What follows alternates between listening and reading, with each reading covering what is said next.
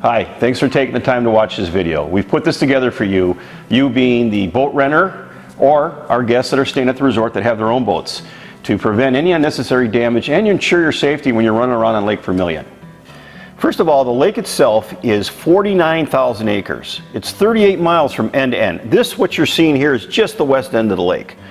The lake is a beautiful body of water. It has 365 islands, 1,200 miles of shoreline, and a lot of just scenic areas to see and great places to fish. I'd like to take a few minutes to talk about how you safely get around Lake Vermilion without hitting anything. Okay, first off, I should mention that our Sportsman's Club works close with the Sheriff's Department to provide navigational aids, and they also mark the hazard areas of the lake. That being said, one very important point you need to understand is they do not mark the smaller bays, which means that you can go in those bays, enjoy the scenery, fishing, but you need to go in under caution, because if there is a rock hazard in there, it's not going to be marked.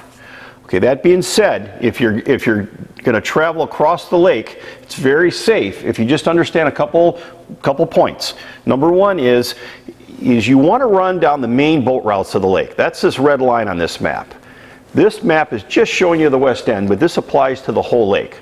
That's number one, so stay down the main boat routes. Number two is, when you're traveling on the boat routes and you see a white marker, hazard marker, which looks just like this here, okay, that's telling you there is a rock structure there.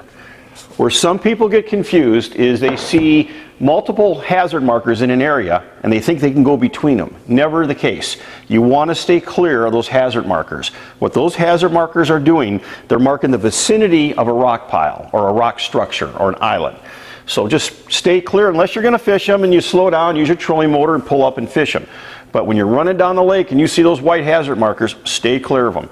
Second real important point is they do a great job of our lake of marking the narrow passageways. An example is, if you're going to be traveling on the west end of the lake and you want to go down the east end of the lake, you're going to come up on colored buoys, green and red.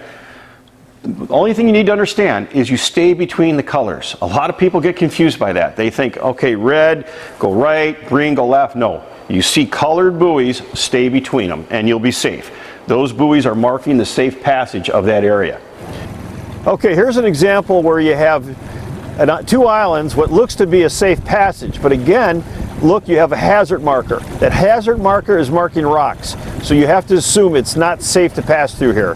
You have to look for a channel that's marked with the red and green and stay between those markers to get through. The next point I'd like to make when running around Lake Vermilion, and I see a lot of people get in trouble with this, is it's such a beautiful lake and people like to, for whatever reason, hug the shorelines. Again, it's a Canadian Shield lake with a lot of rock structure. So the next point, safety point I'd like to make is stay off the shoreline. Stay away a safe distance off the shorelines. Keep in mind that a lot of times you'll have rock structure that juts out underneath the surface that you won't see coming off that shoreline. So stay on those main boat routes, stay off the shorelines, and don't cut across points. If you see a point sticking out in the water, that means there's probably rock sticking out below the surface there too. If people understand these basic points, you can really enjoy your vacation, enjoy the lake, and not have to worry about boat damage. We see a fair share of boat damage here, and it's just because people don't have that basic understanding of the lake, and that's why we're doing this video. Okay, I'd like to take a few minutes and talk about what can happen when you have damage. First of all, if you're renting a boat from our resort, or for that matter any resort, you are financially responsible for that boat and that outboard. Most of the damage we see on boats is to the lower unit section. And what I want you to understand is when you hit something, some people have a misconception that, oh, I hit the prop and I got to replace the prop. No, what happens is when you hit something hard enough, especially a rock, that energy gets transmitted into the prop shaft, which is right here. This prop shaft is connected to the gear case. When it's hit hard enough, what it'll do is bend these blades, transmit that energy into the prop shaft, and destroy the gears in that case. When that happens, this whole lower section has to be replaced. And you're looking at probably a $2,000 repair, which you would be responsible for. I'd like to just emphasize those main points again to ensure your safety and prevent any boat damage. Number one, stay on the main boat routes, basically down the center of the lake when you're running from across the lake. Number two, stay off the points and shorelines. Number three, when you see a white hazard marker, stay clear. Number four, when you're going through a passage area, stay between the colors. Thanks again for taking the time to watch this video. We want to make sure that your vacation here in Lake Vermilion is safe and memorable.